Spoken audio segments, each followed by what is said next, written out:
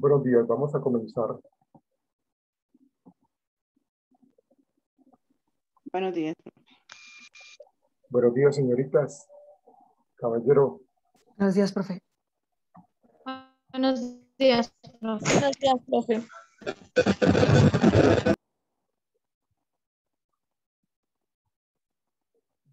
muy bien.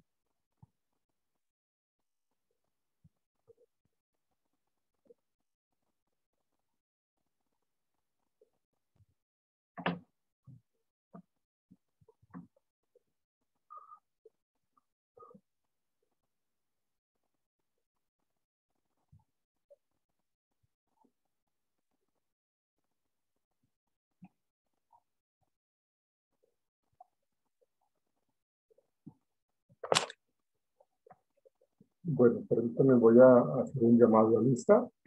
Catherine Gómez, Presente, profe. Diego Suárez. Yo lo verifico, Diego. Profe, si nos estás hablando, no te escuchamos. No, sí, sí estoy hablando y sí me están escuchando porque ya otra persona me respondió. Porque estoy llamando a lista. Revisa tu audio, por favor, porque sí me están escuchando.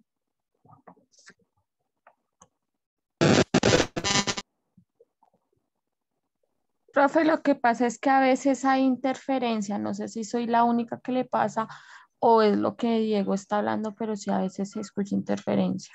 Creo que es el... activa tu audio, Diego, por favor. ¿Ya me escuchan? Ya, ahora sí, es que estabas con una interferencia muy fuerte allí, pero ya lo estoy escuchando. Bueno, Diego lo estaba llamando precisamente María Fernanda. Presente, profe, buen día. Hola, buenos días, señorita. Angie Tatiana.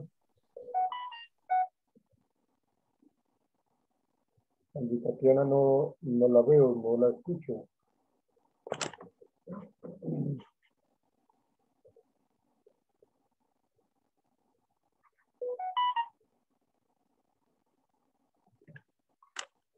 Bueno, Angie Tatiana no ha llegado.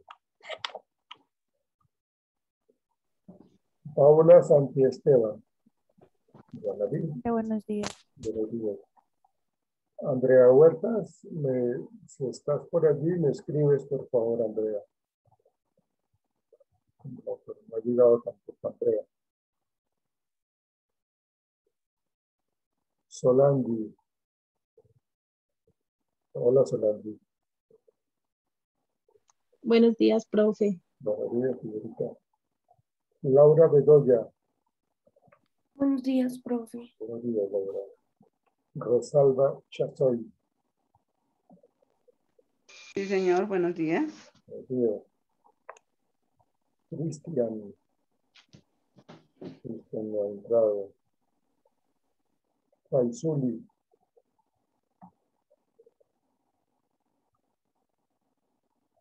Tampoco está Faisuli, no ha llegado tampoco.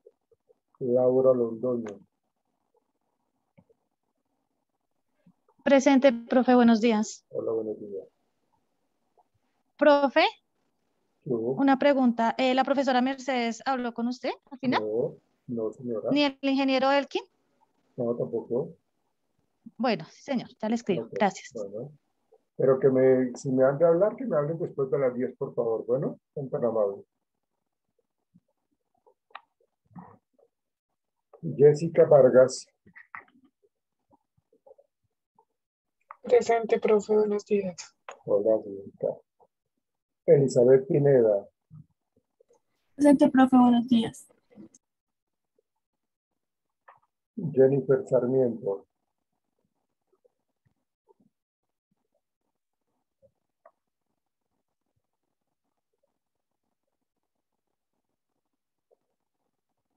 Jennifer Sarmiento no respondió. María Camila.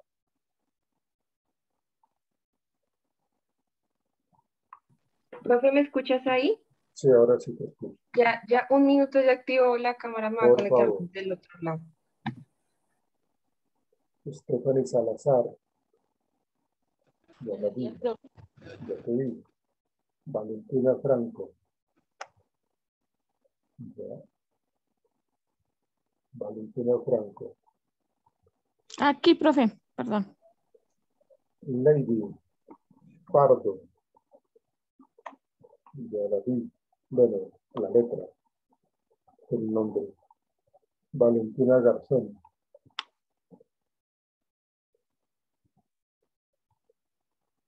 Valentina Garzón no ha llegado. Presente. Hola, ¿Ahí me Lady. oye? Sí, señora, ahí la oigo. Hola, buenos días. Ay, Muy bien.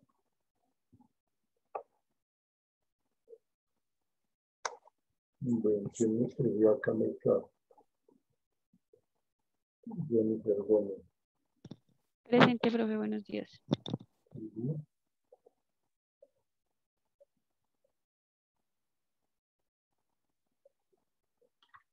Jennifer Gómez.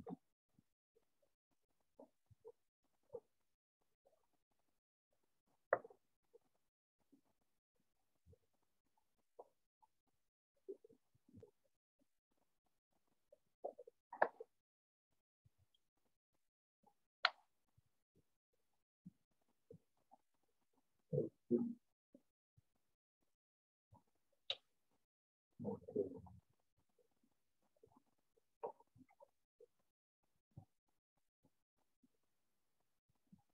Profe, mi compañera Faisali te escribió por el chat de Sí, Zoom. ya lo vi, ya lo vi.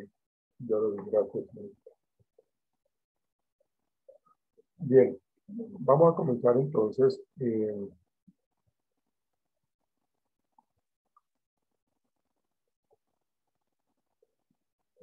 Voy a hablar con respecto a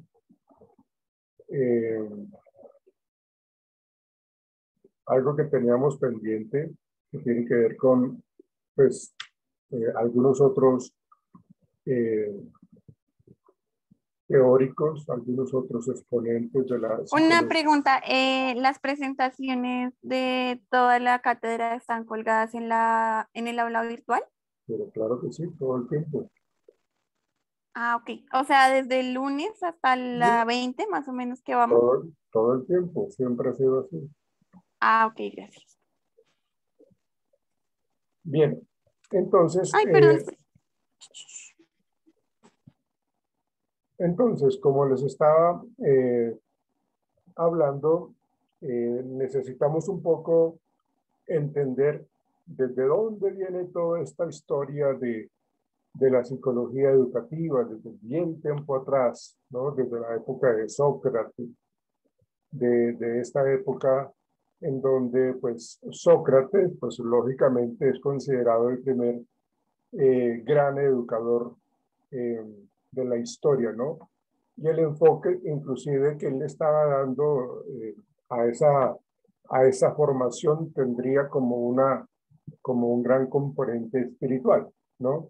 Entonces Sócrates allí plantea como que lo más importante para él pues era pues lógicamente la psique, también él enfatiza en la ética y en lo moral, ¿no? Imagínense, desde esa época ya se estaba hablando un poco del buen comportamiento, del actuar de una manera adecuada. Entonces, estamos hablando de una época bastante marcada pues, eh, por esta línea de la ética y lo moral, ¿sí?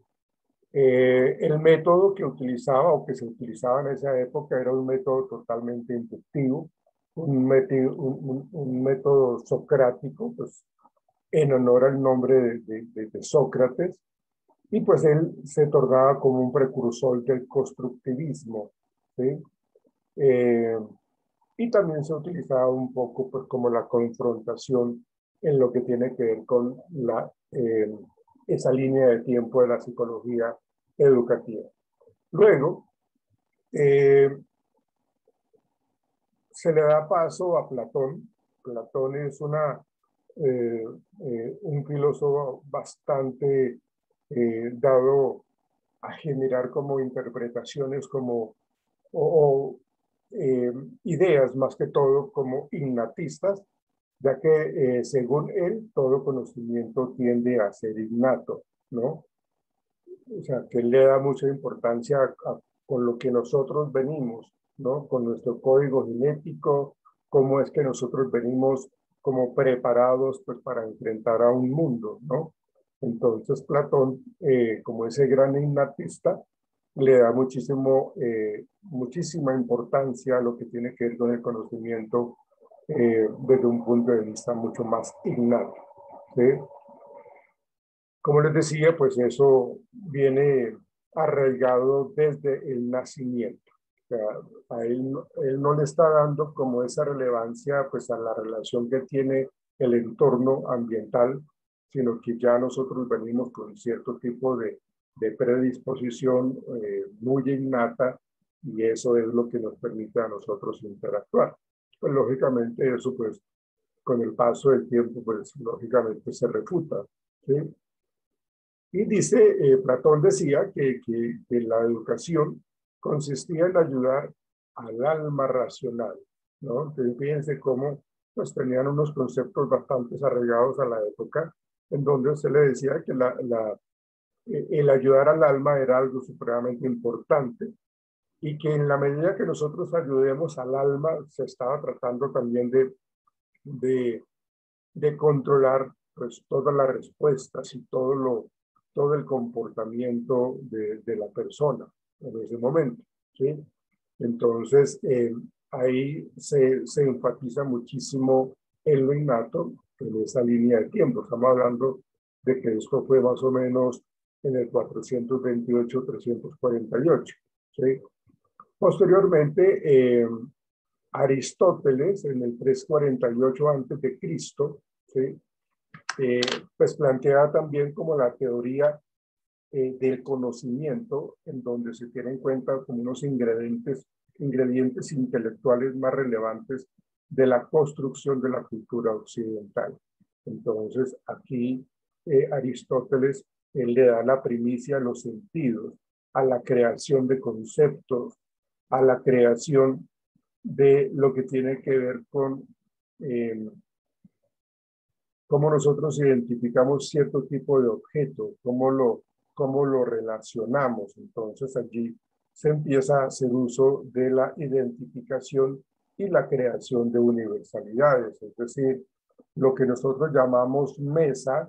Entonces a ese objeto se le da ese tipo de concepto, y eso pues lógicamente pasa a ser una creación universal, en donde traspasa pues lógicamente pues fronteras. Entonces Aristóteles le da muchísima importancia a esos ingredientes intelectuales en la construcción de la cultura. Aquí pues fíjense ustedes de que ya hay una creación bastante clara con respecto al conocimiento. Como en esta línea de tiempo, pues lógicamente lo que se plantea allí es cómo la psicología educativa estaba pues ganando terreno. Entonces se le daba pues esa importancia, ¿no? Posteriormente a Sócrates, a Platón y a Aristóteles, pues se daba énfasis también a René Descartes, y él fue un típico ejemplo de lo intelectual, del renacentismo, del soldado, del científico, del filósofo, del psicólogo inclusive. Entonces René Descartes como que fue como preparando un poco pues como esos espacios para la psicología educativa.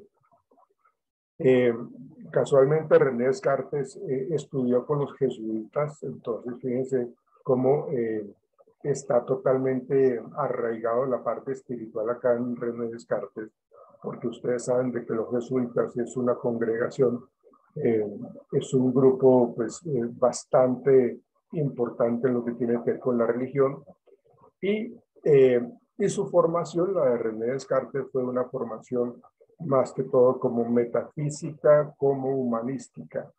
Entonces aquí la influencia ha sido supremamente decisiva en la reformulación del racionalismo y su inclusión en un sistema mecanicista. ¿Sí?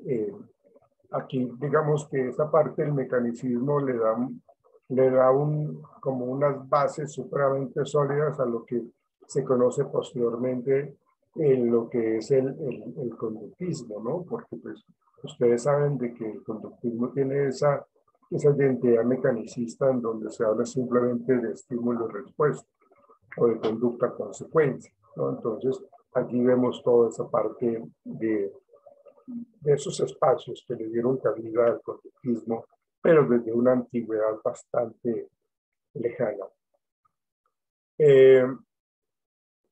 Ya en el siglo XIV, pues se ve un poco más las formas de enseñar a través de los conceptos psicológicos, y para eso, pues, empieza a considerarse un poco la teoría o la explicación filosófica de lo que tiene que ver con John Dewey.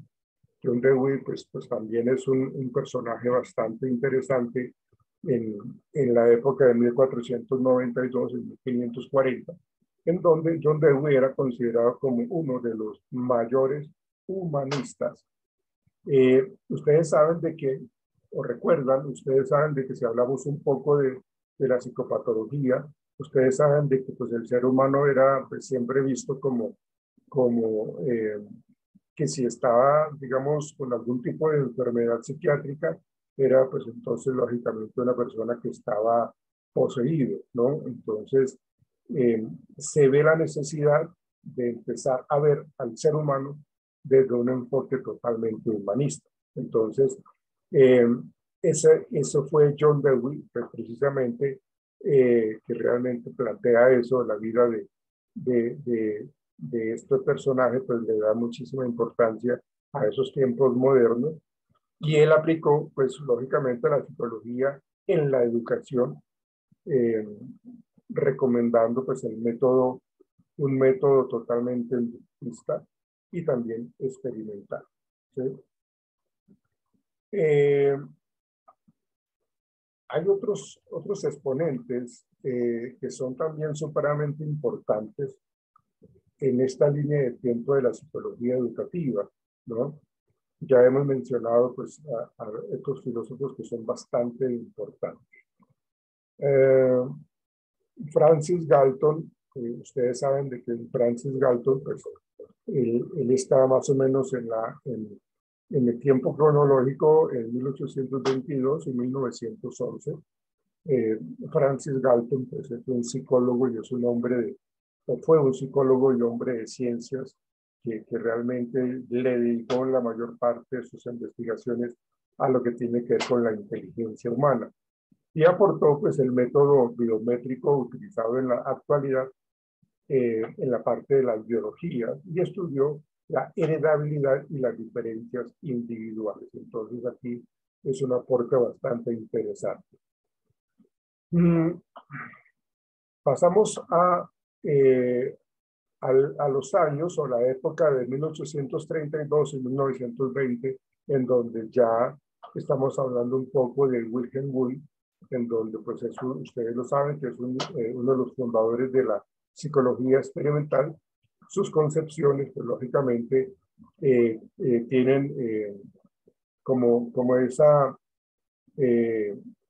influencia de las teorías del paralelismo psicofísico, es decir, las reacciones que tiene el ser humano, que hoy día estaríamos hablando de las respuestas fisiológicas y de la parte cognitiva. Entonces, allí él trabajó en el método introspectivo, creó el primer laboratorio de psicología, de ese laboratorio científico. Hall, en 1844 y en 1924 habló de su teoría de la recapitulación, en donde él plantea que el desarrollo ontogenético rememora el filogenético, ¿no? Aquí lo importante es de que pues él empieza a ver cómo se mantienen las características de los seres humanos con el paso del tiempo, cómo también se generan un poco toda esa información genética en lo que tiene que ver con lo ontogenético y lo filogenético, ¿sí? Este señor Hall pues creó pues la revista de American Psychology Association, y le da muchísima importancia pues a toda esa investigación científica, ¿sí? Y bueno, ya hablamos de Cattell, ya hablamos nosotros de la trayectoria exitosa en 1860, en 1944, en donde él habla, Cattell habla de la psicología como una ciencia científica y seria, y pues le da una gran importancia a lo que es el análisis factorial y la evaluación de la inteligencia, y lógicamente la influencia cultural. Otros más recientes exponentes, permítanme, un momentito, por favor.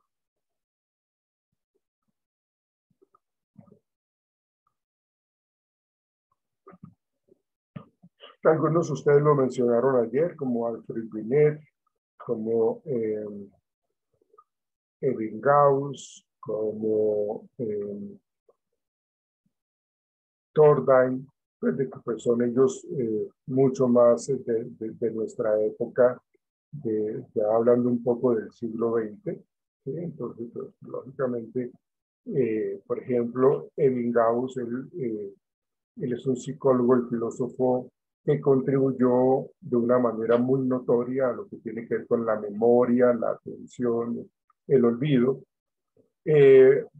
Aunque ese no fue su único aporte, él le dio muchísima importancia a lo que tiene que ver con los procesos de percepción a través del sentido de la vista, y todas las ilusiones ópticas que nosotros tenemos en diferentes espacios de nuestra vida, dependiendo de la situación que se esté viviendo. Entonces allí, al tener esa relación de las ilusiones ópticas, fueron los primeros que determinó la importancia de la capacidad cognitiva superior. Entonces, pues, Ebbinghaus, digamos que su aporte mucho más sobresaliente fue el trabajo investigativo en lo que tiene que ver con la memoria, las lagunas mentales, los procesos de olvido, por qué la gente olvida, por qué la gente recuerda. Y era lo que se hablaba ayer un poco de lo que tiene que ver con la transferencia, ¿no? Cómo nosotros realmente guardamos la información que tenemos o que recibimos en última, ¿no? Entonces, pues eso es lo que se ha venido trabajando. Luego, aquí, más o menos en 1936, los psicólogos dedicados a cuestiones educativas se encuentran afiliados, pues, lógicamente, a la Asociación Educativa y estaban apoyando pues todas estas tendencias academicistas y experimentales en psicología, ¿no? En 1930 y 1960 se hablaba un poco más fuerte de los factores que regulaban los procesos de aprendizaje, ¿sí? En 1944 la Asociación de Psicólogos Psiquiatras Americanos reestructuraron pues su organización y se constituyeron como que también la parte de psicología educativa debería estar incluida allí. Entonces, pues, en esa parte lograron como reestructurar y reorganizar y constituir las divisiones en lo que tiene que ver con los diferentes campos de acción de la psicología, incluyendo pues la psicología educativa, ¿no? Bueno, ya aquí le damos ya más calidad a lo que tiene que ver con el condicionamiento clásico, el operante, ustedes ya lo conocen, con Thorndike, con Skinner, que realmente pues trabajan de una manera muy fuerte ese aprendizaje, ¿sí? Fíjense que inclusive acá de pronto se menciona también por los años de 1856 y 1939 se menciona a Sigmund Freud, y su idea pues era que la educación encontrará un punto totalmente óptimo entre una función de ajuste y otra de permisividad. Aquí pues está tratando de hablar un poco de lo que es la estructura de la personalidad y cómo se está tratando de acoplar la persona de acuerdo a esa persona, a esos roles que tienen en su cotidianidad. Bueno, ya más recientemente, pues lógicamente, pues estamos hablando de Vygotsky, en donde se incluye el desarrollo sociocultural de los niños, la influencia que tiene ese desarrollo social y sociocultural en la parte cognitiva, ¿no? Es decir, que interpretaba las interacciones sociales y su influencia en cómo nosotros podríamos aprender. Es muy importante entender lo que nos plantea Vygotsky, ¿no? Y bueno, ayer escuchábamos a Piaget, estábamos hablando también de Ausubel, y que pues realmente son también esos pioneros de lo que tiene que ver con la psicología educativa. Eso a grandes rasgos de esa línea de tiempo que tenemos que como que ubicarnos un poco en lo que tiene que ver con ese camino que tuvo la psicología en un momento determinado, la psicología educativa. Voy a mostrarles a ustedes un video que tiene que ver con, pues, un poco hablar de los métodos pedagógicos. Permítanme, voy a compartir con ustedes precisamente uno que habla de ese método tradicionalista, ese método en donde pues era supremamente, o que es ya totalmente reevaluado. Permítanme, lo voy a colocar. Permítanme.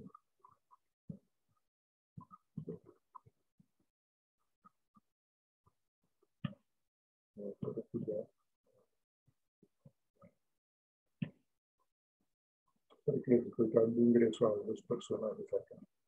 Bien.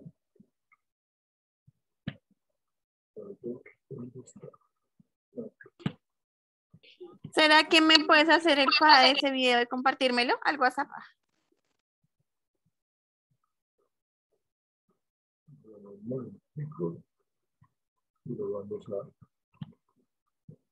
vamos a ver. Lo vamos a escuchar.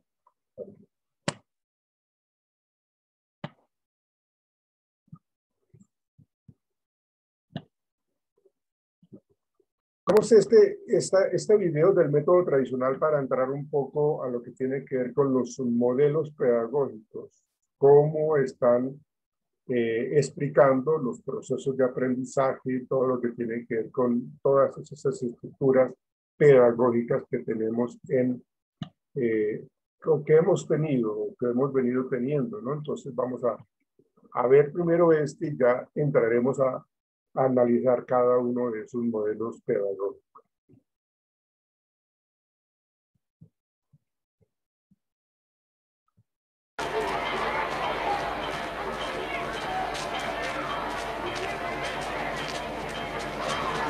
Creo que miren el comportamiento de los estudiantes.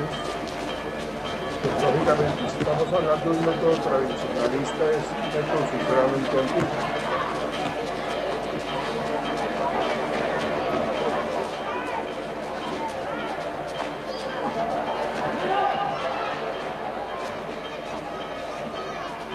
Hablando de los jesuitas, un colegio católico, no sé.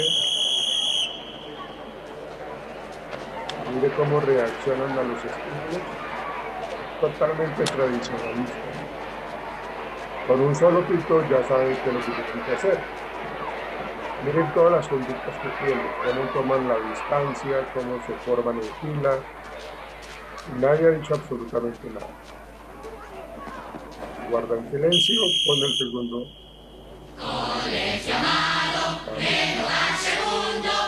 Ya están totalmente condicionados, ¿sí ven? Flecha pedagógica que lleva destinos humanos divinos, de gloria infinita y de inmortalidad. Nuestra provinciana juventud su acero en pos de un lucero va, con impaciencia el filo a templar. la vida es combate, más que anchas calzadas tendré iluminada la ilusión florida de querer triunfar. ¡Canten todos! ¡Los mayores del fondo también! Aguas limpias en sus fuentes y que a sus corrientes innumerables niños vengan a beber y marchen heridos de amor en su entraña, de Dios y de España, sangre de estrellas en su amanecer. Colegio amado, segundo hogar.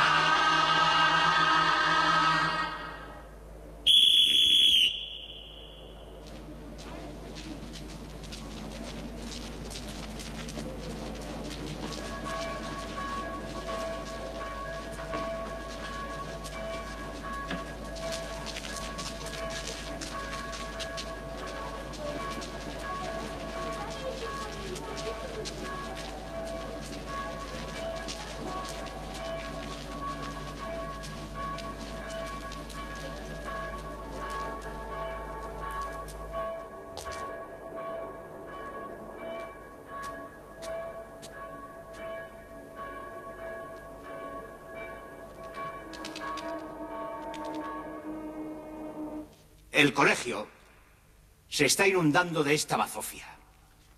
Esta mañana, en una clase de mayores, ha aparecido esta porquería.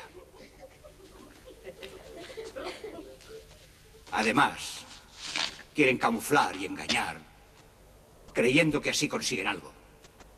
Antes de que el mal se propague demasiado, es mejor que lo cortemos de raíz. ¿Usted sabe quién fue Azaña? ¿Y usted? ¿Usted sabe quién fue Azaña? Con H o sin H, hermano. A ver, Bedmar. Un político. Un político. Un político, sí, pudiera ser. Pero ¿qué clase de político? Yo se lo voy a decir. Un político ateo. Un ateo masón y un anticlerical, cuya principal obsesión fue perseguir a la Iglesia y a los hermanos. Esto no lo sabía, ¿verdad? ¿Quién le ha hablado a usted de Azaña? En casa. Se lo he ido a decir a mi padre. Lo que seguramente no le habrá dicho su padre es que Azaña, como tantos otros, como Voltaire, como Lutero, a la hora de su muerte, viendo próxima la condenación eterna, pidió confesión. Pero ya era tarde. ¡Ay, la condenación eterna! La eternidad.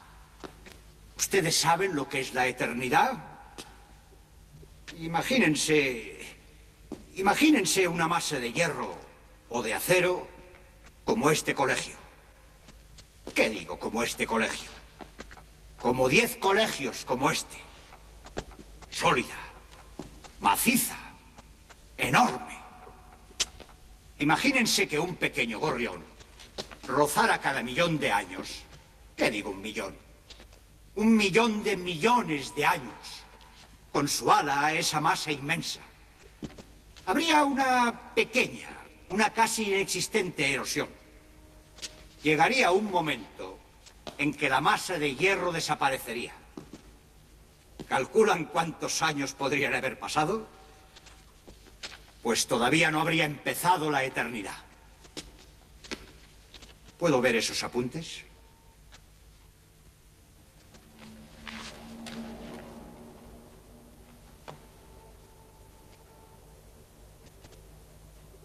Esto es asqueroso, repugnante. Salga de clase inmediatamente.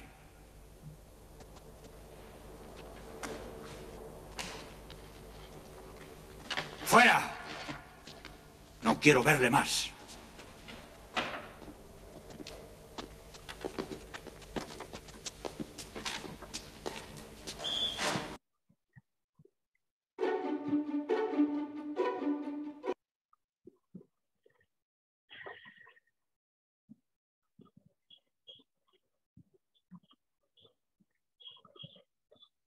Es muy evidente, pues, que en este video pues, lo muestra, lógicamente, su antigüedad, su tradicionalismo y cómo enfocan la relación que hay entre los docentes, los profesores y los estudiantes. Entonces, esta parte vamos a analizarla inmediatamente con permítanme parto este mapa conceptual.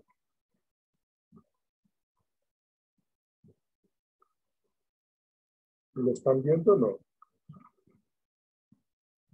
Sí, señor, profe. ¿Ya lo ven? Sí, señor. Sí, señor, Ok, profe. gracias. Miren, entonces, miren, centrémonos en estos diferentes modelos pedagógicos que están de color rojo, ¿sí? En donde vamos a hablar. Alguien que tiene el audífono, perdón, el micrófono encendido.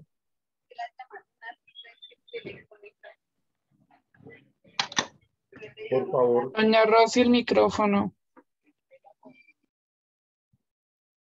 Entonces, mirando un poco este enfoque tradicional, en donde, pues, lógicamente, aquí el que tiene la autoridad suprema es el docente. Fíjense que acá el docente es el poseedor del conocimiento y tiene que ser absolutamente respetado, y cuando yo digo absolutamente es de que no se le podía decir absolutamente nada. O sea, la palabra del docente era la voz de Dios, ¿sí? Y eso, pues, lógicamente ha sido modificado, ¿sí? Reestructurado. Si yo me voy un poco a mi época de estudiante, en el bachillerato, en la primaria, pues se veía muchísimo de eso, de esa relación que existía entre el docente y el estudiante, en donde el profesor tenía el poder absoluto, tenía el control, ¿sí?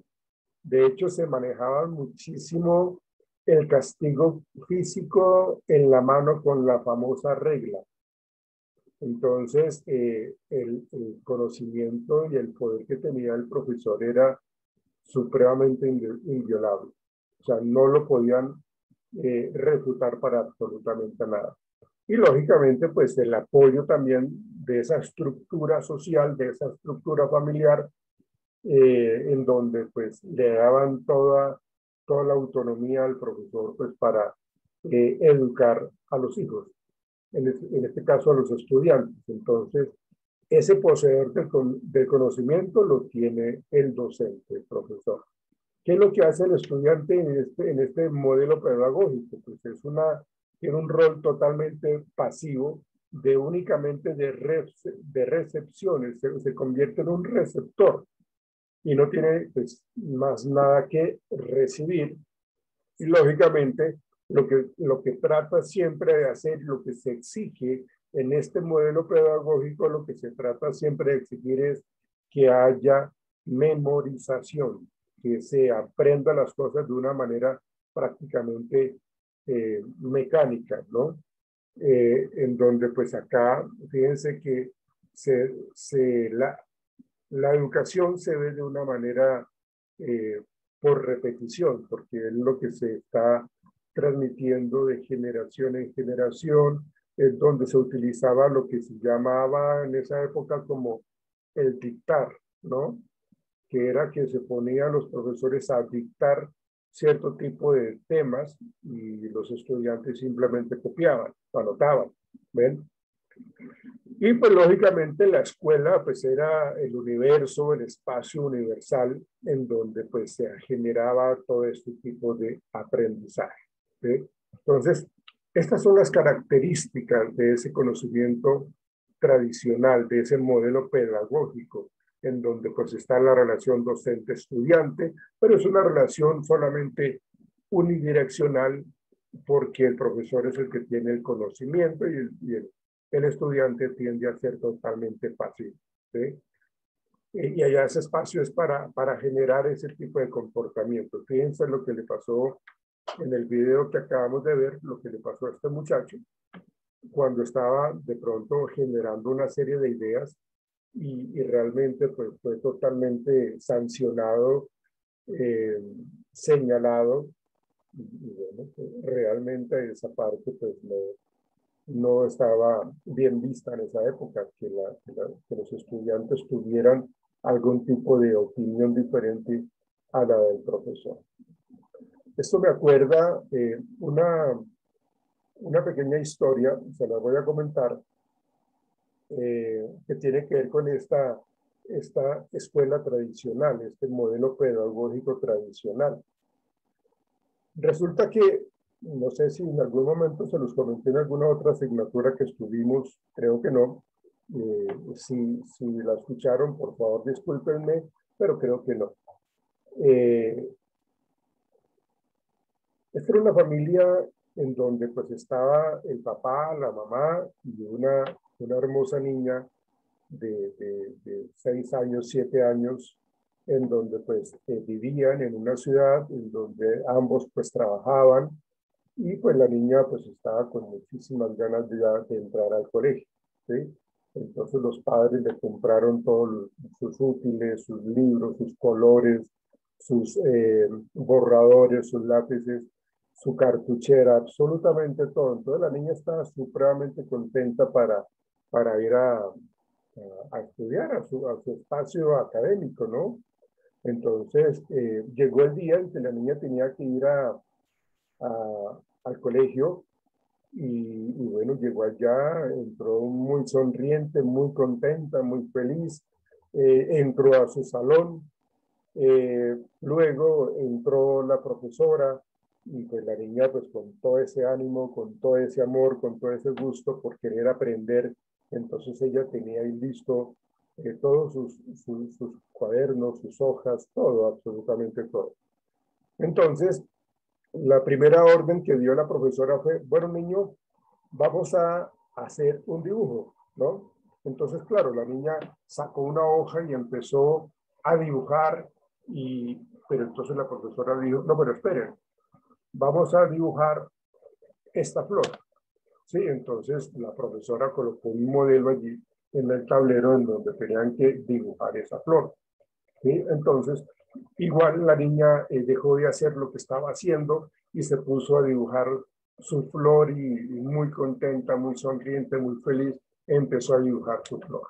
¿Sí? Entonces la niña cuando ya terminó empezó a colorearla, pues porque la niña quería colocarle colores muy vivos, muy bonitos a la flor. Pero entonces la profesora le dijo, no, esperen, ahora las vamos a colorear, pero las vamos a colorear de esta manera. ¿Sí?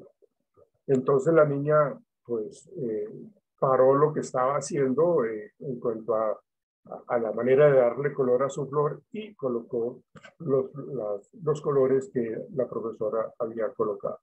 Entonces, normalmente ese tipo de comportamientos de la profesora, esos comportamientos de aprendizaje en donde eran supremamente dirigidos, pues la niña pues en últimas se adaptó, ¿sí? Entonces ya la niña de pronto ya tenía que esperar a que le dijera a la profesora qué tenían que hacer, cómo lo tenían que hacer, por qué lo tenían que hacer de esa manera, ¿sí? Entonces ya como que a la niña se le veía un poco, pues como un poco más como apagada, un poco más triste, porque pues era que siempre esperar los comandos, las órdenes que daba la profesora. Por cuestiones de trabajo de los padres, a la niña tuvieron que sacarla de este colegio y los cambiaron de ciudad por trabajo del papá, entonces los cambiaron de ciudad y tuvieron que trasladarse a otra ciudad. Y bueno, los papás consiguieron un nuevo colegio para la niña, pero la niña ya no tenía pues como esa misma felicidad, ya no era tan eufórica, ya no era tan querer ser creativa, ¿no? Entonces, igual le consiguieron un colegio a la niña y bueno, llegó el momento, su primer día en ese colegio y llegó allá, ya no con esa actitud bonita de querer saltar, de querer entrar a su salón y toda esta cuestión, pero igual entró, ¿sí? Y luego, pues entró la profesora, ¿sí? Entonces, la niña ya no hacía lo mismo que hacía antes en el colegio, antes de que la profesora anterior como que la controlara en toda su pasión, ¿no? Entonces, llegó la profesora y dijo, bueno, niños, saquemos una hoja y vamos a dibujar una flor, ¿sí? O vamos a dibujar un paisaje, ¿no? Entonces, la niña sacó la hoja y no empezaba, ¿no? Entonces la profesora se acercó y le dijo, pues, amor, ¿por qué tú no estás dibujando la flor? ¿Por qué no la dibujas? Ah, no, profe, es que estoy esperando que usted me diga cómo debo dibujarla. Ok, la profesora le dijo, bueno, entonces dibújala de tal manera. Y ya después de que la dibujó la niña, la flor, entonces la niña no la coloreaba. Entonces la profesora pues se acercó nuevamente a ella y le dijo, ¿por qué no la has coloreado? No, profe, lo que pasa es que estoy esperando que usted me diga qué colores le debo colocar a mi flor. Entonces fíjense cómo en un método, en un aprendizaje supremamente tradicionalista, se genera eso, en donde el rol siempre del estudiante pues tiende a ser muy pasivo. Por eso les decía que tiende a ser de muchísima recepción de información, ¿sí? En donde el estudiante lo que tiene que hacer es aprenderse absolutamente todo eso, por repetición. Entonces, digamos que esa educación tradicional, pues, generó, pues, cierto tipo de desventajas, seguramente también muchas ventajas, pero fue algo que tenía que irse modificando. Muy de la mano de este modelo pedagógico tradicional, pues se convierte también en el conductismo o el conductista, ese modelo pedagógico que curiosamente hoy se vive presentando todavía. Y en últimas, como que se presenta en diferentes contextos escolares, laborales, sociales, familiares. El conductismo, creería yo que pues, no va a pasar de moda, ¿sí? Siempre va a estar allí como latente, ¿sí? ¿Qué nos dice el conductismo? ¿Cuáles son esos argumentos importantes en el conductismo? Por ejemplo, en la educación se utiliza pues, medios didácticos de evaluación didáctica y memorística, ¿sí? Y digamos como de acuerdo a lo que la persona aprenda con respecto a esta evaluación didáctica y memorística, pues va a ser reforzada, ¿sí? Entonces se utiliza como esa estrategia didáctica, pero en últimas se maneja de esa manera, como el resultado le genera al estudiante un aprendizaje, le genera también un castigo o un refuerzo, dependiendo de lo que se esté trabajando allí. El estudiante es objeto de observación del conocimiento, ¿no? Pues lógicamente aquí es muy importante entender de que el estudiante pues se integra a esa formación, a esa nueva didáctica y aprende, pues lógicamente por medio de la observación, ¿sí? La escuela busca entonces lógicamente objetivos medibles, precisos y lógicos. Entonces ya empieza a darle un enfoque mucho más cuantitativo en cuanto a los resultados de aprendizaje de los estudiantes, ¿sí? Entonces es cuando ya se empiezan a utilizar un poco en las calificaciones de la época, pues los colores, los números de color rojo en las libretas de anotaciones, en donde se está determinando si se cumplieron los objetivos o no, ¿sí? Pero lo que hace es que si el estudiante tiene una gran falencia en el aprendizaje, pues va a tener su libreta de calificaciones llena de color rojo, ¿no? Y eso pues lógicamente tendería un poco a desmotivar al estudiante, ¿sí? Eso es lo que busca pues lógicamente la parte de la escuela. El profesor como tal es el guía, sigue teniendo el poder en últimas, en donde se da Una pregunta, eso que dices de la libreta en rojo era como lo que antiguamente, incluso yo alcancé a los primeros años, que decía que no hizo la tarea, entonces le pone la nota en rojo, o cuando decía, perdón, que no hizo la tarea y que se quedaba sin recreo, algo así, más o menos, pero como hasta tercero o cuarto primaria, más o Sí, menos, sí, creo que sí. se manejaba esa metodología. Sí, claro, acuérdense ustedes cuando, de hecho, si ustedes en algún momento de su vida han visto el Chavo del Ocho, pues ahí se ve muchísimo la, eh,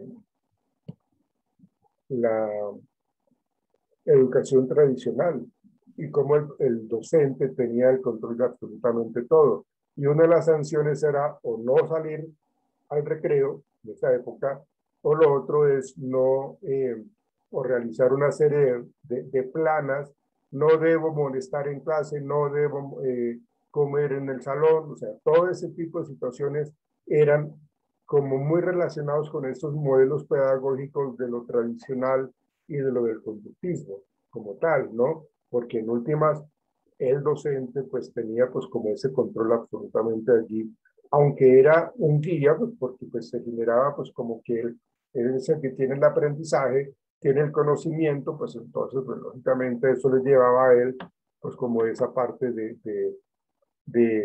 pues, estar por encima de los estudiantes, ¿no? Entonces digamos que ahí se manejaba tanto en el conductismo como en el modelo tradicional, que se generaba pues ese control absoluto y en donde se medía el rendimiento académico y se sancionaba o se premiaba dependiendo de lo que tenía, de lo que avanzaba el estudiante en ese caso.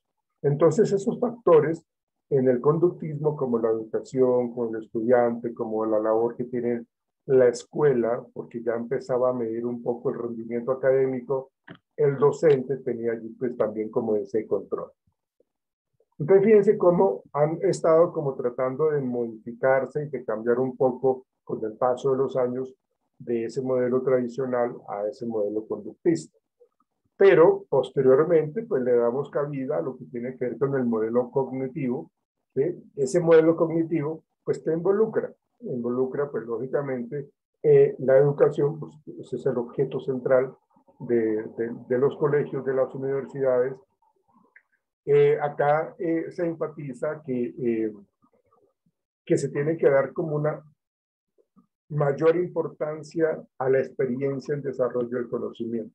O sea, aquí ya estamos dando mayor importancia a lo que de pronto puede estar procesando información del estudiante. Entonces, lo que tiene que ver con la educación, pues se habla de la experiencia en desarrollo del conocimiento, ¿sí? O sea, los procesos cognitivos superiores o inferiores que realmente podrían estar generando el aprendizaje en el estudiante. ¿Qué otra cosa involucra este modelo cognitivo? Pues la escuela busca, pues lógicamente, preparar gente para que sea competente en un nivel laboral, en un nivel profesional. En última, lo que busca es desarrollar intelectualmente, ¿sí? Yo me acuerdo que en mi época, cuando, pues, en mi época pues, se manejaba muchísimo, pues, todo este modelo conductista, pero se empezaron a cambiar un poco, pues, la manera como tenían que pasarse las materias, las asignaturas, en donde se generaron como por diferentes áreas de conocimiento, y en donde si yo podía de pronto sacar mejores notas en 3, 4 materias, y las otras 2 que hacen parte de esa área de aprendizaje o de formación, yo las tenía un poquitico como perdidas, pues entonces las otras materias en donde me iba mucho mejor, pues me arrastraba y me hacía que yo pasara un poco esa parte académica. Antes no era así, antes era simplemente si usted perdió la asignatura, usted tenía que habilitarla, si usted la habilitó y la perdió, pues tenía que repetirla, ¿sí? Entonces, era cuando se hablaba de perder los años académicos o escolares, pero con el paso cuando se ingresó este modelo pedagógico cognitivista, pues lógicamente se le dio mucha importancia a ese desarrollo intelectual y que pues se pensara un poco más en cómo el estudiante puede ir favoreciendo su aprendizaje, ¿sí? Pero digamos, cierto que eso solamente es, ay, perdón, en la educación, pues en el colegio, más o menos como hasta quinto de primaria, porque, por ejemplo, ahorita uno, pues en la universidad no le van a decir si no hace la tarea, no sale a recreo, porque es que ahorita, pues primero somos adultos y segundo, pues uno como decir, bueno, si yo estoy pagando es por algo, ¿no? O sea, como la motivación a la parte económica, porque si no, entonces pues uno para qué paga, ¿no? Pero no creas, te aseguro que hay estudiantes que están inclusive en la formación universitaria en donde no tienen claro cuál es su autonomía, no tienen claro cuál es su responsabilidad. Hay mucha gente que se paga su semestre, pero realmente no están comprometidos con su aprendizaje. Pues en última, los que pierden son ellos, pues, porque pues Sí, están... obvio, uno es el que en últimas es el que pierde. Claro, Porque, claro.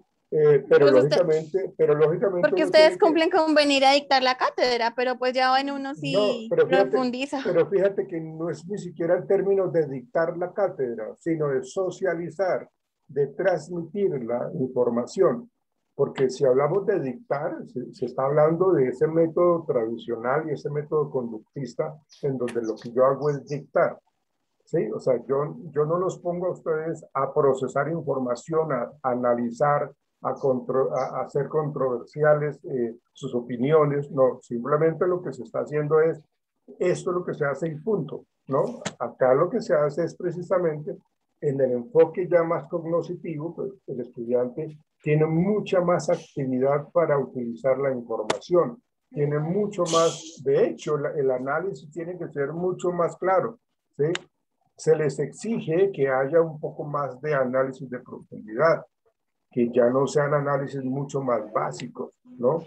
Y pues lógicamente el docente lo que hace allí es, en ese caso, el docente lo que hace es ser como el que orienta esos aprendizajes y esa exploración. Entonces aquí ya hay un cambio muy radical en donde ya los estudiantes están como cuestionando, como pensando de una manera diferente. Porque es que yo recuerdo muy bien cuando tuvimos la inducción que nos decían, pues que era temporada normal, o sea, que no había pandemia ni nada. Si ustedes se van a sentar en la clase a chatear, pues más bien con ese dinero compren un plan de datos, porque para qué uno va a gastar, o sea, pues no sé, creo. Sí, claro. Pues es que yo no sé como si el caso que se socializó ayer. ¿O el caso que qué? Que se socializó ayer en la clase. ¿Cuál caso? Recuérdame, por El favor. que nos comentabas de alguien que estudió en la Universidad del Bosque. ¿Es el mismo caso? Sí, claro. No, claro. Es totalmente cierto eso que tú planteas de que el estudiante pues decide si entra o no entra a clase. Aunque eso también, ahora muchas universidades, como yo se los planteaba ayer, hay muchas universidades que tienen o que quieren tener ese o recuperar ese contacto entre los padres de familia, los estudiantes y la universidad. En últimas, esa es la comunidad educativa. Entonces, me parece que es bueno, pues no de una manera exagerada como estar asumiendo un modelo pedagógico tradicional, me parece que no es la idea, pero sí que exista una comunicación muy importante, bidireccional entre los padres de familia y las directivas, los docentes de la universidad. ¿Para qué? Pues para que se sepa de qué manera mis hijos están generando aprendizaje, conocimiento, están yendo a la universidad, y no que pase cuando yo era docente en la Universidad del Bosque, que simplemente este muchacho pues decía que sí iba a estudiar, pero no ingresaba. O si ingresaba a las clases, ingresaba pues totalmente alicorado o entraba totalmente trasnochado, y pues lógicamente pues eso no le ayudó y perdió el cupo en la universidad. Entonces esa relación pues lógicamente pues tiende a generar como una interacción muy favorable, ¿no? Pues a algunas personas les gustará, por ejemplo, lo que tú dices, de que ustedes ya son responsables, grandes, todo esto, pero si no asumen ese compromiso como debe ser, pues entonces simplemente pues están como perdiendo el tiempo, perdiendo el dinero, y no es la idea. Entonces, porque inclusive, por ejemplo, ahorita lo virtual, o sea, ¿para qué yo conecto un celular, un computador, una tablet si voy a estar haciendo otras cosas? O sea, ¿para qué uno se desgasta, cierto? Pues eso sí depende de cada quien, digamos, Sí, o sea, por eso. del proyecto de vida que tú tengas, ¿no? Si yo quiero ser un profesional, perdóname la expresión, del montón, o quiero ser un profesional sobresaliente, entonces yo mismo me voy a encargar de que sea o lo primero o lo segundo. Si yo quiero ser un profesional supremamente creativo, dinámico, actualizado, innovador, pues entonces lógicamente lo que yo voy a hacer es ser inquieto. Pero si yo lo que quiero es como pasar así como de agache, ¿no? Entonces pues lógicamente pues no va a ser como favorable eso. Entonces digamos que vamos en ese modelo pedagógico tradicional con sus características, el modelo pedagógico conductista con sus propias características, la interacción entonces de ese modelo cognitivo en donde ya el estudiante tiene una labor mucho más importante y mucho más activa. Y ya entonces se le da cabida a una escuela nueva como un modelo pedagógico importantísimo, en donde cada uno de los entes que conforman ese modelo pedagógico, que es el docente, el colegio, la universidad, la escuela, el estudiante y lógicamente el objetivo o el objeto que es la educación, ¿sí?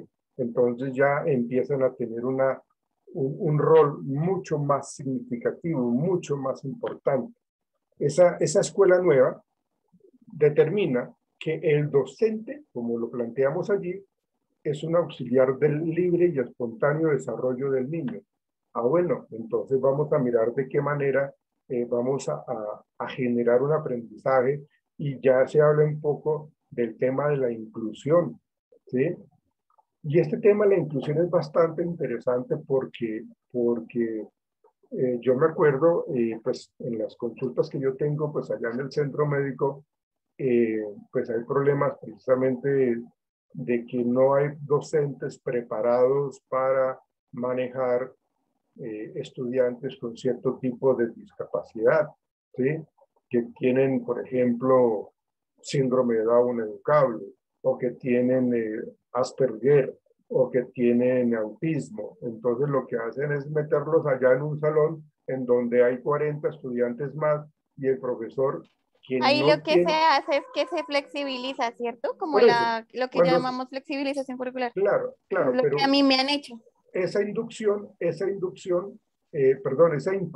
lo que pretende es de que no se saque del aula de clase a ninguna persona, ¿sí? Todo estudiante, todo menor de edad, todo adolescente, todo universitario debe estar estudiando. Lógicamente, en el ámbito universitario ya hay otros factores externos allí que influyen para que exista o no exista la presencialidad en las universidades, ¿no? Y no me refiero a presencialidad por lo de la pandemia, sino porque existan o que asistan en esas clases, ¿no? Aquí ya hablamos de que pues, muchas veces la educación aquí en Colombia es tan elitista, tan costosa, que no todo el mundo tiene derecho a estudiar, ¿sí? No todo el mundo tiene la posibilidad de ahorrar, porque pues viven al día. Si tienen un negocio informal, pues no tienen cómo ahorrar porque están viviendo al día, entonces no pueden pagar más adelante unas cuotas de un crédito educativo en el CETES o cualquier entidad bancaria. Entonces, acá en esta escuela nueva, pues lógicamente se enfoca en que el profesor, pues lógicamente está permitiendo que el muchacho opine, que el muchacho plantee, que el muchacho desarrolle de una manera espontánea sus ideas, ¿no? Entonces, aquí todo tiene que estar muy concatenado, o sea, no es solamente que el docente tenga estas características, sino que el colegio, la institución, tenga un modelo pedagógico en este sentido, de la escuela nueva, en donde la escuela tiene que tener absolutamente todo dispuesto para que el docente pueda generar ese tipo de enseñanza-aprendizaje, ¿no? Tiene que tener ese espacio activo de desarrollo integral, ¿sí? O sea, si no cambiamos esos chips antiguos, y queremos ser de la escuela nueva, pues no va a poder ser porque estamos en contravía. Entonces allí las cosas que se plantean en la escuela nueva tienen que ver con eso, que haya integralidad entre el docente, la escuela, con sus directivas, lógicamente, con la familia, con el estudiante, para que se puedan obtener resultados muchísimo más satisfactorios.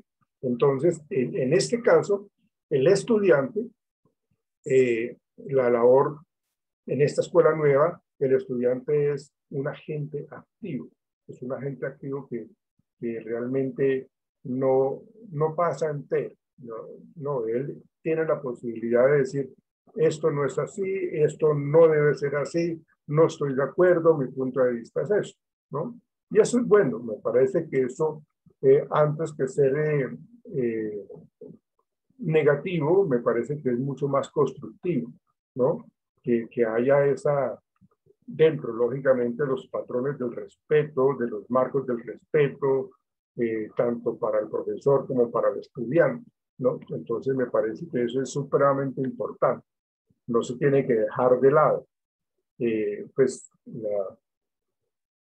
el aspecto del respeto y la sana convivencia. Entonces, son agentes activos en esta escuela nueva, los estudiantes, y como les decía, la educación allí es netamente integral. Pero fíjense que en este camino que hemos estado hablando, inclusive con esa línea del tiempo que les comenté al principio, pues las cosas realmente tienen que evolucionar. Miren lo que estamos hablando, miren cómo estamos hablando ustedes y yo ahorita. Ahí estamos evolucionando, ¿sí? Si nosotros vemos un poco las anteriores pandemias que existieron antes de que existiera toda esta tecnología, pues la gente no podía asistir al colegio, porque el virus que había con la peste negra, pues la gente se moría, porque pues igual no había las condiciones de salud, las condiciones médicas, los medicamentos estaban pues totalmente vulnerables, entonces no había esto que tenemos nosotros, que inclusive eso se involucra ahorita, lo explicaremos dentro de estos modelos pedagógicos. Entonces tiene que haber, y se ha generado como una forma de ir preparando el terreno con el paso de los años, ¿sí? Al parecer todo que tiene que ir evolucionando, y qué bueno que sea así, qué bueno que evolucione, y qué bueno que estos espacios en donde se habla de que la universidad, como su nombre lo indica, recibe el conocimiento de una manera universal, de una manera integral, en donde aquí lo que se cuestiona no tiene que ser castigado, donde la autonomía, donde la parte del aspecto del aprendizaje no tiene que ser castigado, sino que por el contrario se pueda manejar. Lady, ¿levantaste la mano? ¿Ahí me oyes? Sí. ¿Ahí se escucha bien? Sí, siempre te he escuchado bien. Listo. Por ejemplo, es que yo lo digo porque yo, pues por las experiencias que yo viví, porque yo también fui una estudiante incluida o integrada, bueno, digamos por el tema de la inclusión, también se evidencia mucho bullying entre los compañeros de clase. Entre los compañeros de clase se evidencia mucho bullying. Ay, es que usted es el preferido de los profesores, es no sé qué. Pero digamos es que ahí pues yo entiendo, ¿no? Que en la mayoría de los casos el bullying se presenta es porque nosotros no sabemos respetar la diferencia del otro. O sea, nos cuesta entender que la naturaleza es que no todos somos iguales porque así es la naturaleza y así nos crearon. Pero digamos, es que el bullying yo sí lo evidencié que se presentaba era por eso. Ay, es que ella es la preferida de los profesores, no sé qué. No, y no solamente por la misma situación tuya, sino por muchas otras cosas, por la manera como tú ves la sociedad, la manera como se analiza la sociedad. Por ejemplo, les voy a colocar una situación que hoy día se está viviendo y que lógicamente genera mucho escozor social, mucha reactancia, ¿no? Me refiero a que si les hago yo esta pregunta a ustedes, ustedes díganme qué opinan. Por ejemplo, ¿Ustedes qué opinan de que una pareja del mismo sexo, ¿sí? Porque no está hablando de género, sino sexo, ¿sí? Tengan una relación de pareja y quieran adoptar un hijo? ¿Ven? Algunas personas estarán de acuerdo, algunas otras no. ¿Ustedes qué opinan? ¿Quién levanta la mano y me dice, ¿están de acuerdo con eso o no? Parejas del mismo sexo que quieren adoptar, tienen su vida de pareja, son homosexuales, ¿sí? Y quieren adoptar un hijo de recién nacido o de 2 años. ¿Ustedes qué opinan al respecto? Díganme, por favor. Pues yo creo que ellos tienen el derecho, ¿no? Como ¿Cómo? ¿Me hablas? Es que no te Pues entiendo. yo creo ¿Cómo? que ellos tienen el derecho de adoptar. O sea, hay casos aislados de que pasan cosas, pero ellos tienen el mismo derecho a tener hijos que lo tienen todos. No, ok. Entonces, Tu punto de vista. como hay parejas que los abandonan, que los botan a la basura o que les hacen cosas horribles, hay personas, en este caso, pues, homosexuales, que quieren adoptar y quieren cuidar a un niño y en muchas ocasiones les dan muchísimas ventajas y aún así van a sufrir bullying porque sus padres son del mismo género, entonces nunca van a estar Sí, sin un ok, estigma. ok. Sí, ok. O sea que tú estás de acuerdo con que las parejas de homosexuales puedan adoptar un niño, una niña. Sí, yo estoy de acuerdo. O sea, yo estoy de acuerdo que cualquier pareja pueda tener su hijo, pues si quiera tener su hijo y no lo lastime, pues puede tener Ok. su hijo. Ok. ¿Hay alguna opinión diferente a lo que está planteando Paula? ¿O no? Díganme, por favor, digan sí o no, pero digan algo, por favor. Profe, Sí, Rosalba, dígame. pues hoy en día todo eso se puede, ¿no? Pues que antiguamente por nuestras costumbres, por muchas cosas, pues uno evitaba toda esa situación, pero hoy en día que sí, como dice mi compañera, lo van a cuidar y le van a dar una educación buena y que tenga que el ambiente y la situación le ayude, pues me parece una buena idea, ¿no? O sea, tú lo apruebas también. ¿Sí? Sí, señor. Ok, bueno, sí. No te la voy a cuestionar, ¿no? Es tu punto de vista y es totalmente válido para ti. Estefano, ¿tú querías comentar algo? ¿No? Hola, profe, ¿sí se escucha? Sí. Sí, Profe, pues yo personalmente pues estaría de acuerdo, pues teniendo en cuenta que hay niños que están sufriendo, digamos, que vagando por ahí. Entonces, digamos que esto sería como una oportunidad para ellos de tener una familia. Pues no es la ideal de familia que todos son para aquellos que están abandonados. Stephanie, discúlpame, pero no se te entiendo, por lo menos yo no te entiendo. Si tú quieres, escríbelo por el chat de Zoom y lo leemos con mucho gusto porque no se te escuchó bien. Era muy entrecortada la voz que cuando tú lo expresabas. Si quieres, entonces escríbelo por favor por el chat de Zoom y con mucho gusto lo leemos. Faisuli, ¿cuál es tu opinión? Profe, ¿me escuchas bien? Perfectamente, Faisuli. Profe, ¿ahora sí se escucha? Profe. Pero se escucha entrecortado. Faisuli, te escuchamos. Profe, pues mira que hasta el pensamiento, o sea, como la idea de algunas personas que no están de acuerdo se vuelve discriminatorio porque ya vemos que la sociedad está tan de acuerdo y acepta como ese tipo de cosas de que hay que darle la oportunidad a nuevas parejas, que hay personas como el pensamiento que dice Pau, que pues también estoy de acuerdo, pero fíjate que cuando hay como pensamientos que no están de acuerdo, se vuelve como también discriminatorio el no estar de acuerdo. Claro. Sí, es que eso es en últimas lo que termina el asunto, en discriminar, en rechazar, en cuestionar, en castigar, en aislar, ¿no? Nosotros tenemos acá en nuestra cultura occidental, pues el libre albedrío. Nosotros tenemos la oportunidad de hacer o no hacer, ¿no? O sea, digamos que esta es como nuestro libre albedrío, ¿no? O sea, nosotros tenemos la opción de querer colocarnos un tatuaje, ¿sí?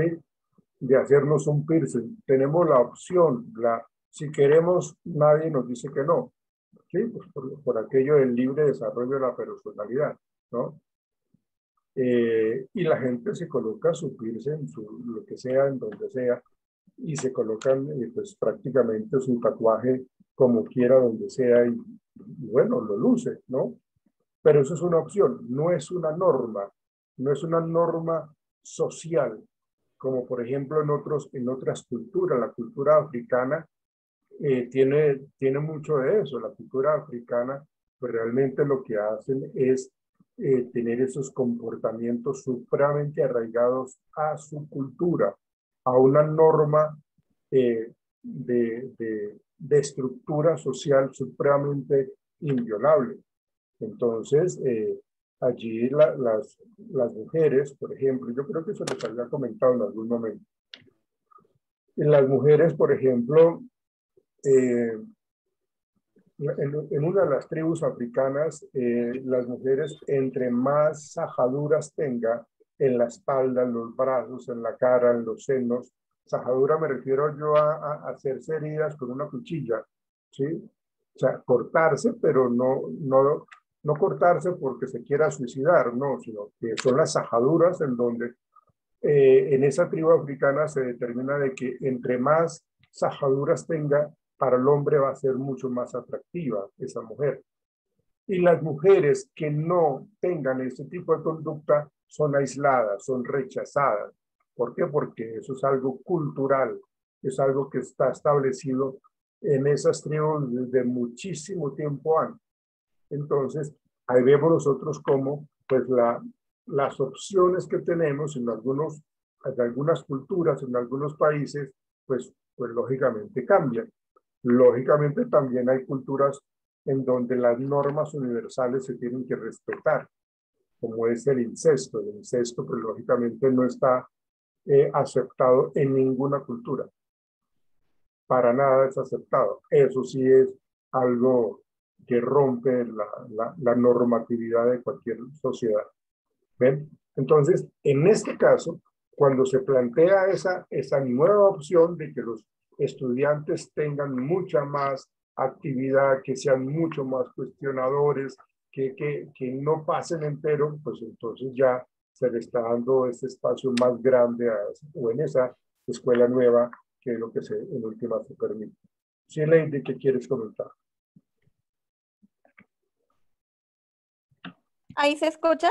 Ay, sí. Señorita, sí, Digamos que con respecto a lo que se estaba tocando, pues yo no estoy de acuerdo porque pues considero que los niños y uno, pues, o sea, todos nosotros, todo ser humano, necesitamos tanto de una mamá como de un papá, pues por muchas razones. Y digamos, en el caso, pues, de las niñas, necesitamos de una mujer y de un hombre. Y en el caso, o sea, más como de una mujer, en el caso de las mujeres. Y en el caso de los hombres, pues se necesita más como también de un varón, por muchas otras causas, ¿no? Vale, sí, es respetable tu opinión, se te escucha lógicamente. Algunas personas estarán de acuerdo, con algunas no. Permítame, voy a comentar lo que nos quería decir Stephanie, aunque ustedes ya de pronto ya lo leyeron, que es para todos. Stephanie dice que está de acuerdo. Esto es una forma de darle oportunidad a los niños que estén en situación de vulnerabilidad, ¿no? Digamos, es la opinión que muy amablemente Stephanie nos comparte. Diego, ¿cuál es tu opinión? Profe, ¿sí me escucha? Sí, señor, que lo escucho.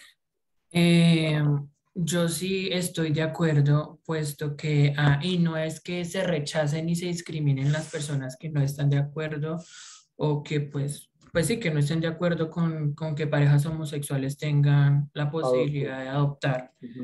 No es que se rechace ni se discrimine, lo que pasa es que en este caso no hay una razón lógica como para decir que se rechace. Las personas que realmente rechazan el matrimonio homoparental son personas muy seguidoras a la religión. Entonces, obviamente, la religión dice que no está bien ante los ojos de Dios que dos personas del mismo sexo puedan ser padres y puedan adoptar. Pero yo me pregunto, ¿Dios verá bien si dos personas heterosexuales, sea mujer y hombre, puedan abandonar un hijo? O sea, tengan un matrimonio, de matrimonio el resultado sea un hijo y lo abandonen. ¿Será que Dios sí verá eso? ¿Será que Dios puede ver bien Con buenos ojos. que un padre, con buenos ojos, que un padre viole a una hija o que una madre Sí, viole a un claro. hijo? Sí, claro. Entonces, yo sí estoy totalmente de acuerdo y no lo que dijo mi compañera Lady tampoco lo veo algo lógico, porque hay personas heterosexuales que abandonan sus hijos y se los dan a sus abuelos. Entonces, creo que la figura materna, en este caso de un matrimonio homoparental, sería, digamos, mi madre. Mi madre puede ser la figura materna y yo puedo ser la figura paterna. Entonces, pues esa era mi opinión. Ok, no, muy válida. Sí, interesante, Diego. Gracias. Lady, ¿quieres comentar algo? La última participación por ahora. Profe, yo. No, es que se quedó la mano Usted bájala. levantada y estoy Listo. intentando bajarla. Solange, ya, dale, baja la mano, Lady, por favor. Dale, Solange, bienvenida a tu Sí, no participación. pude. Yo quería hablar algo como muy referente a lo que está haciendo mi compañero Diego, pues por lo menos yo por mis creencias pensaría que no está bien, pero la verdad en este momento, digamos que con todos los conocimientos que uno ha adquirido, con todo lo que uno ha vivido en esta nueva época, pienso que muchos de mis compañeros tienen la razón. Si una pareja homosexual va a adoptar un chico y le va a dar una buena educación, un buen vivir, no me parece que esté mal, profe. O sea, si hay niños que están muy vulnerables, porque como lo decía Diego, si hay un papá y una mamá, pero si son papás o mamás que no están dando todo ellos para dar una buena educación, para dar ese amor, para dar todo ese ambiente que necesita una persona, entonces por ese lado estoy de acuerdo en que sí se dé la adopción a estas personas. Miren lo que está pasando en estos días con la niña que se perdió.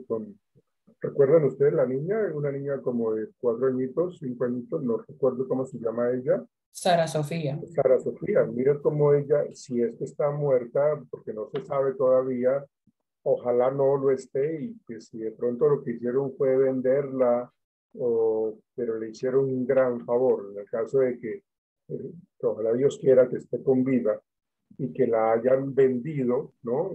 Pues le hicieron un favor, porque imagínense una señora, unos padres que son totalmente irresponsables, unos padres que no tienen respeto por Dios, unos padres que no tienen respeto por la niña, siendo la hija, ¿sí? Entonces, pues se nota muchísimo que la sociedad pues está totalmente desajustada. La sociedad realmente, nuestra sociedad colombiana, pues está realmente, eso es algo que uno dice, pero ¿cómo es posible que pase esto? ¿Cómo es posible que un papá pueda asesinar a sus hijos, un papá pueda golpear hasta matar a sus hijos, o una mamá prostituya a su hija? Bueno, una gran cantidad de cosas.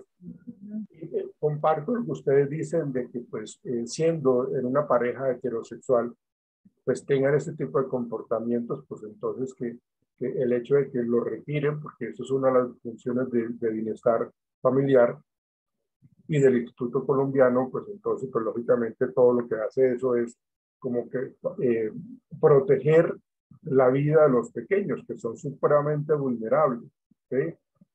Pero los prejuicios que tenemos nosotros, los seres humanos, los prejuicios también pues marcan un derrotero pues supremamente negativo, porque digamos a lo que se planteaba con el bullying, con respecto a los padres de familia, que pronto tienen una reunión allá en el colegio y llegan los padres homosexuales, sean varones o mujeres, y van a ser cuestionados, digamos, los compañeros mismos del salón le van a hacer el matoneo, bueno, una gran cantidad de cosas. ¿Por qué? Pues porque tienen una idea que está muy arraigada a unos puntos de vista y a unos prejuicios, ¿no? ¿Qué es lo que está diciendo la iglesia? ¿Qué es lo que está diciendo las leyes? ¿Qué es lo que está diciendo la misma sociedad? Pues cada quien tiene su punto de vista y ponernos de acuerdo es bastante complicado. ¿Sí? A mí me parece que en este caso lo más importante es que tengamos claro de que mis derechos van hasta donde comienzan los de ustedes y los derechos de ustedes van hasta cuando comienzan los míos. Pero si no lo mantenemos así y hacemos de que pase todo lo que está pasando, porque acá la vida parecer no tiene importancia, aquí matamos a la gente de una manera agresiva, salvaje, porque sí. Entonces eso demuestra una descomposición social muy fuerte y estos espacios académicos es precisamente para poder tener como la oportunidad de decir, venga, hagamos las cosas de una manera diferente.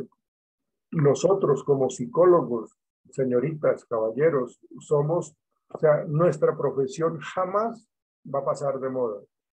Siempre va a ser importante, absolutamente importante, se los garantizo. ¿Por qué? Pues porque estamos hablando de que pues el comportamiento humano, la mente humana, los procesos que tenemos nosotros están muy desajustados.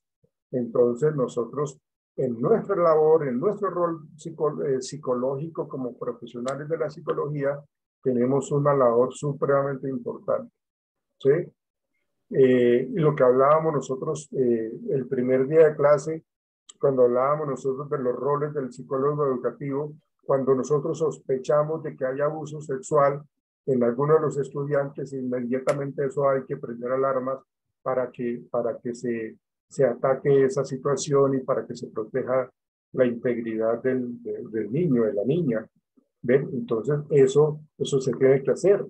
No es simplemente recibir el título de psicólogo y ya a recibir plata como Dios manda. No, no es eso. Es más un compromiso social, es más un compromiso con la ética profesional y lógicamente hacer quedar bien, pues lógicamente nuestra profesión. Bien, continuemos porque, bueno, muy interesante el debate, pues esa es la idea de que nosotros podamos debatir exactamente lo que acabamos de hablar. Que nos pongamos de acuerdo, pues de pronto sí, como de pronto no, pero igual tenemos que respetar nuestras opiniones y las opiniones de los demás.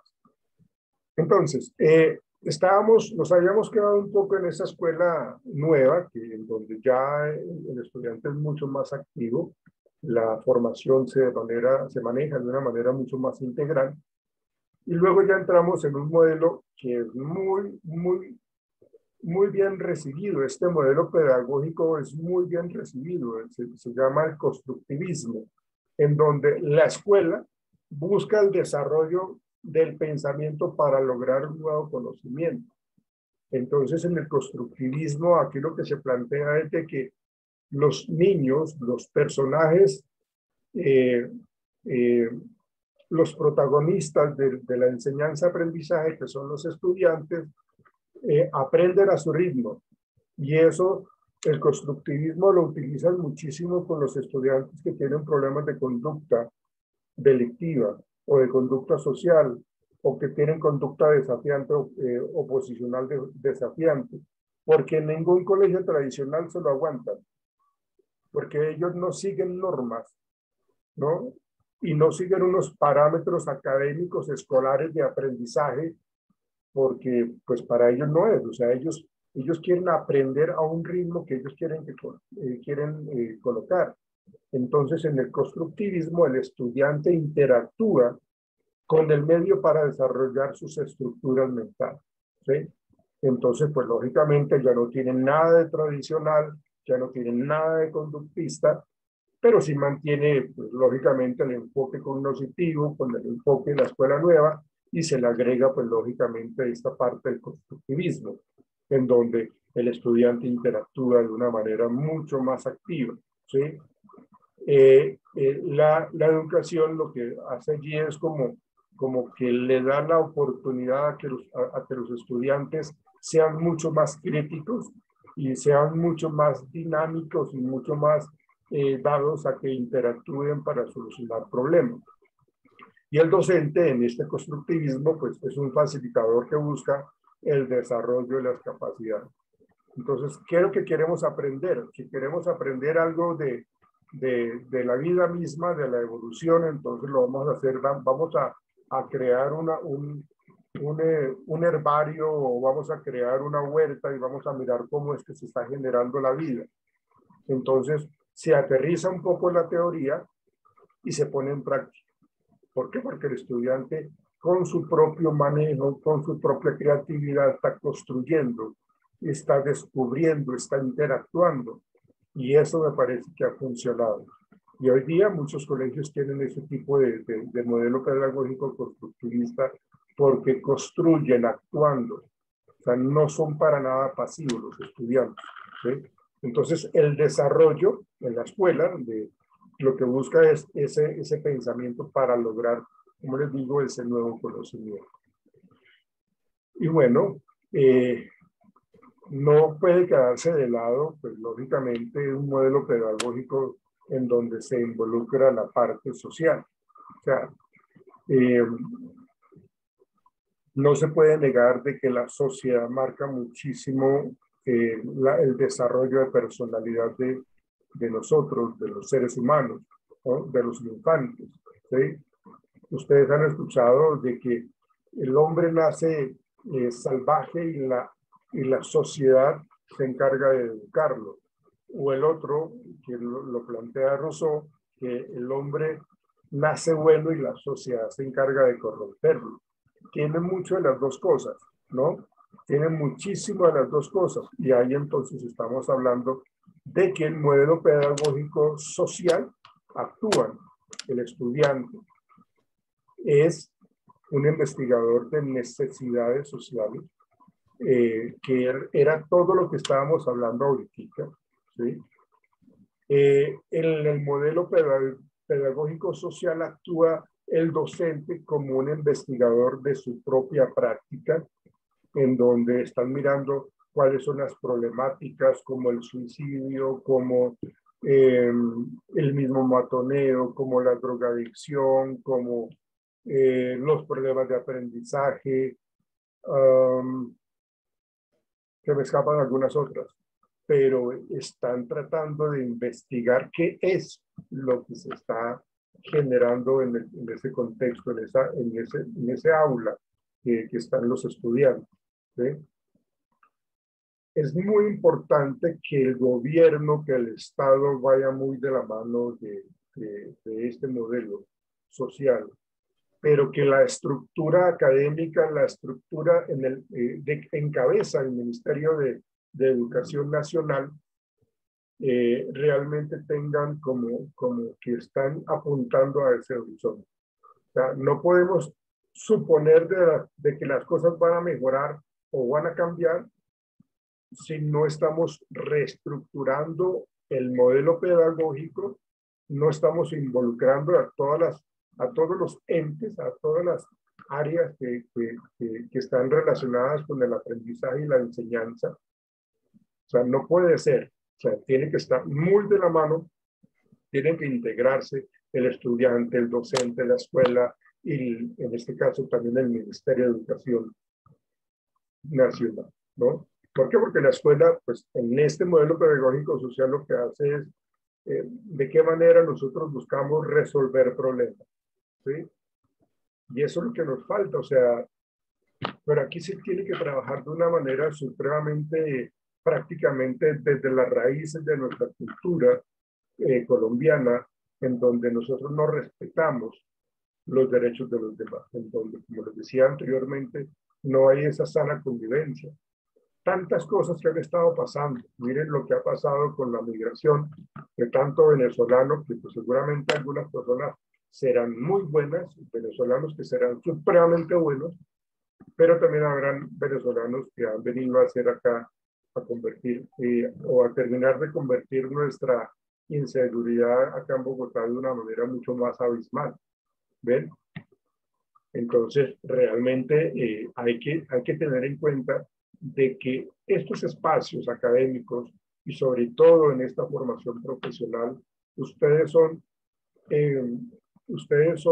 personas ávidas de conocimiento, ustedes son personas que necesitan estar al tanto con todas las cosas que quieren modificar, porque ustedes se dan cuenta de que esto, pues lógicamente, o nos damos cuenta de que esto está totalmente a veces inmanejable, pero que no hay que perder, pues, como ese horizonte y podamos trabajar para un bien común, ¿sí? Entonces, no es arar en el desierto, no es ir en contravía, no es ir como de una manera holgazana, sino que por el contrario se tenga la oportunidad de hacer las cosas como debe ser, ¿no? De una manera correcta, con un orden, ¿sí? Y bueno, pues acá en este modelo pedagógico social, pues también lo que se hace es evaluar tanto con mis pares, ¿sí? Como también mi propio desempeño, ¿no? Entonces eso hace que tengamos la oportunidad de trabajar de la mejor manera, porque yo me autoevalúo, pero yo tengo que tener una autoevaluación mucho más sana, mucho más sincera, mucho más honesta, mucho más objetiva, ¿sí? Y que cuando hablamos de la coevaluación, las personas que me evalúan y de los que yo evalúo, pues yo no me deje llevar la cabeza por los prejuicios, ¿sí? Sino por el contrario, seamos de lo más honestos al momento de evaluar a mis pares, ¿sí? ¿Qué es lo que hacen las universidades ahorita cuando quieren recibir el sello de calidad educativa? Lo que quieren hacer es precisamente poner pares académicos para evaluar, ¿sí? La universidad, cualquier universidad que sea, se autoevalúa, pero tienen que evaluarla los pares académicos para que digan, usted está bien en esto y en esto, tiene que modificar esto y esto, ¿sí? Y obtendrá así, pues lógicamente, su sello de calidad educativa, ¿sí? Va a recibir el registro calificado a nivel de educación. Si no lo es así, pues entonces tiene que esforzarse un poco más para poder lograr esos objetivos. Entonces, ¿por qué lo hacen? Porque quieren mejorar un poco dentro de ese modelo pedagógico, quieren mejorar ese contexto social. Ese contexto social es muy importante, pues es donde vivimos nosotros, ¿no? Nosotros no somos la universidad ni nuestra profesión es un mundo aislado, ¿sí? Es un mundo que se integra y que vive los problemas y que reconoce los problemas y que tiene que buscar soluciones a los problemas que se presenten socialmente. Y es la labor de nosotros, vuelvo y repito, para poder favorecer y apoyar en un contexto académico. Por eso estamos hablando en esta asignatura de psicología educativa, porque es acá en este espacio en donde se tienen que ayudar a los muchachos a que vean la educación como una oportunidad, para que vean en su aprendizaje también una manera para poder salir adelante, ¿sí? Para que crean en ellos mismos, para que no pierdan la confianza, para que no deterioren más su autoestima. Pero si mi labor como psicólogo educativo no lo tengo así como claro, pues entonces estoy perdiendo el tiempo y estoy dejando de ayudar a mucha gente que lo necesita. Y para terminar, pues está la tecnología educativa, que es lo que estamos haciendo ahorita nosotros, en donde pues hemos tenido que adaptarnos. Yo les decía en algún momento, la virtualidad no ha sido presente a partir de la pandemia. Se ha incrementado, sí, pero la virtualidad viene de mucho tiempo atrás, mucho tiempo atrás. Entonces, en esta tecnología educativa, pues lógicamente lo que se busca es hacer ¿qué es lo que busca la escuela? Hacer una transversalidad curricular del uso de las TIC, ¿sí? Entonces acá nosotros ya buscamos, la universidad, si las universidades no tenían en su logística todo esto, pues tiene que tenerla, porque la pandemia nos lo obligó, pero así, claramente. Pero, lógicamente, lo que les decía, esto viene de mucho tiempo atrás. Entonces, hay que aprender de esta manera ahora, ¿no? El estudiante en esta tecnología educativa lo que hace es ser un poco más autónomo, ser un poco más crítico e investigador. ¿Por qué? Porque o sea, ustedes no están parados ahorita en un aula presencial en compañía de sus compañeros y en compañía del docente, sino que ustedes están siendo autónomos, ustedes deciden cómo quieren entrar a clase, si quieren prestar atención o no, si quieren investigar más cosas. Eso es algo que les nace a ustedes dependiendo de cómo quieran ustedes terminar su formación profesional, ¿sí? Siendo autónomos, siendo críticos y siendo investigadores para encontrar solución a los problemas, ¿sí? Eso lo haría en este enfoque o en este modelo pedagógico de tecnología educativa. El estudiante tiene eso. La educación fortalece, pues lógicamente, el desarrollo de lectoescritura, el manejo de elementos tecnológicos. ¿Y por qué fortalece? Pues porque dentro de la misma autonomía ustedes tienen que asumir como ese autocontrol de la lectura, donde tienen que realmente sentarse y leer lo que está plasmado en los programas académicos que aparecen en las plataformas, ¿sí? Sean Moodle, sean en Collaborate, sean la que sea, ¿sí? Pues tienen que manejar un poco pues, ese desarrollo de lectoescritura, ¿sí? Que en últimas esto no debería ser únicamente en el enfoque tecnológico, sino pues que la gente sepa escribir, que la gente sepa leer. Hay un gran abismo, y eso lo hablábamos nosotros en días anteriores, iniciando el módulo, de que hay un gran abismo entre lo que es el bachillerato y la universidad. Uno se da cuenta de algunos estudiantes que no tienen una muy buena habilidad lectora, ¿sí? O sea, no procesan muy bien la información, comprenden de una manera muy básica. Y qué peor todavía en la escritura, cuando plasman de una manera escrita lo que dice el texto o lo que dijo el docente o lo que él quiere expresar, pues como que hay ese vacío. Entonces, eso es importantísimo, no solamente porque exista la tecnología, sino porque se debe aprender a generar ese hábito del buen lector y ese hábito del buen escritor, ¿sí? Eso se termina fortaleciendo. La labor docente en esta tecnología educativa, en este modelo pedagógico de tecnología educativa, debe capacitarse y fortalecer planes de estudio que respondan a las necesidades de las comunidades, ¿sí? Y a nosotros, pues lógicamente nos ha tocado pues como estar actualizados, realizar cursos para saber entonces todo el manejo de las TIC, porque si no entonces estaríamos hablando de que no sé cómo proyectar, no sé cómo manejar las cosas. Y bueno, pues eso no está bien.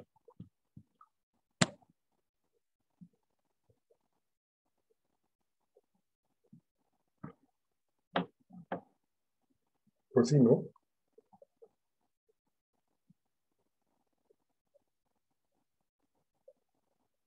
Oigan, no veo a Cristian, no, Cristian no ingresó. Bien, vamos a tomar lista nuevamente con respecto a las cámaras.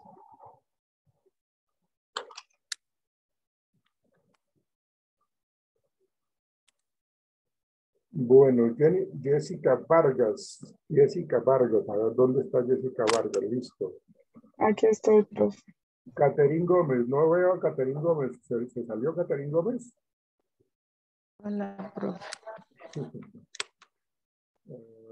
Jennifer Gómez. Hola, Jennifer.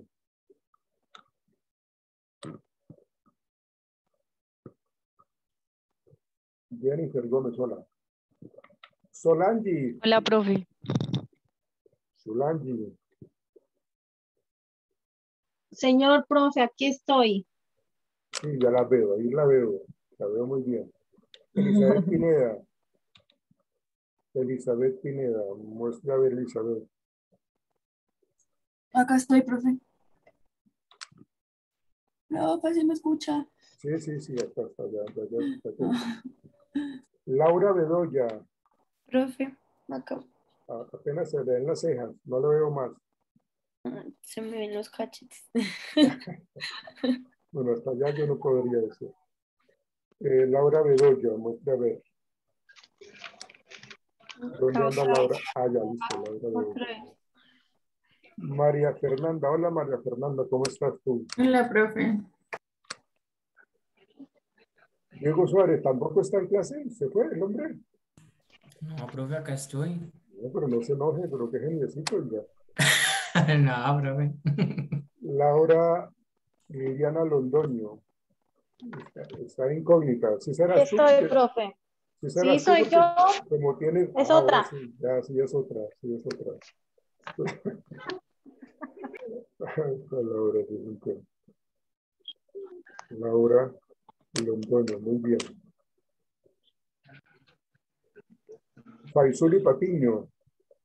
Creo que tú decías, Faisuli, que no tenía activo los micrófonos. Sí, claro, ya están activos. Sí, profe, es que me tocó cambiarme de dispositivo, es que estoy conectada desde dos, uno desde el computador porque no le sirve el audio y uno desde el celular porque no le sirve bien la cámara. Entonces, Mira, tú tienes una hermana gemela. Ahí en sí, la por eso pantalla. cualquiera, y pues ayer también estaba conectada desde uno y otro pues no. Entonces para que, o sea, cualquiera de los dos me estoy conectando. Y con cuál, mire, no sé, o sea, esto es como de doble personalidad, ¿no? Sí, se ve Tienes un trastorno disociativo ahí tú. Paula Santiesteban. Hola, Paula. Hola, hola. Stephanie Salazar. Stephanie Salazar. Profe, ¿me escucha? Hola. Sí, señorita, Hola, ahí profe. la veo muy bien. María Camila. Profe, ¿ahí me escuchas? Sí, la escucho y la veo. Lo importante es que la escuche y la vea. Rosalba, veo el stand de la tienda. Sí, señor. Bien, ahí mantiene sus 5. Valentina Franco. Yo, profe. Yo. Y bueno, Lady Pardo, bueno, sé que está porque participó de una manera muy interesante. Bien, las otras personas, Valentina Garzón no vino. Bien. Cristian tampoco. Bien.